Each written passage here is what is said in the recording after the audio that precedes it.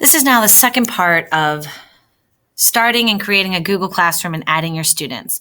So last time I showed you about starting our practice class.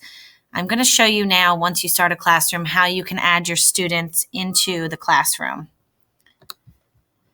You'll click on the Students button right here in the middle, and it'll have you the options of Invite Students. There's also over here in this corner called a class code right here, where they can join the class by the code. I suggest making a sheet that you can print out that has your class code on it with the class that they're adding it to, so that you can have all your students take the sheet and log right in. So if they were going to join a class code, this would be what they would click in when they go into Google Classroom. So for example, if I logged out, I'd show you what it looks like for a student. When they go to log into their Google Classroom,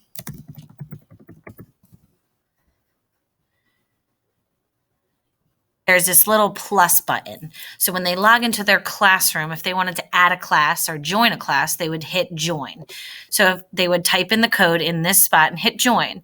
So any code that you make for a specific classroom, all they have to do is put that in to the class code to join, and then they'll automatically be in your classroom.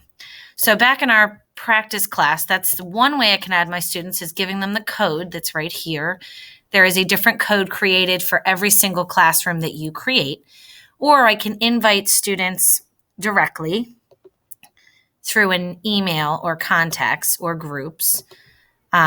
This is great if you need to add just a specific student, or if you wanted to add just a few students, you could do it this way. I really suggest using the classroom code. It's more universal. You could just give that out. There is an emailing guardians section, and you can see an example right here if you want to walk through it. They would receive a summary of their students' work and announcements. If you're not utilizing Classroom on a daily basis for announcements and work that they're doing in there, it might be a good idea just to leave this off for now. There's also this button over here that says students can post and comment. This is at your discretion. If you want your students to be able to post on their Google Classroom whenever they want, you would leave it that they can post and make comments to other people's. You also have the option of having the students only comment. So if you post an announcement or an assignment, the kids can respond to that assignment. And then you also have the option of only teacher can post and comment.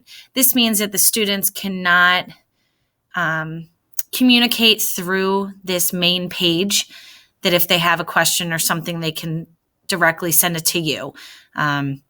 If you have a lot of students that like to talk with each other and interact maybe in manners that aren't really educational purposes, then you would maybe just want to click only teacher can post and comment. You can always change that if you want them to answer or comment to a assignment or something that you posted. So that is your options for inviting students. That's how you're going to get your students onto your Google Classroom. That's the second step of setting up your Google Classroom.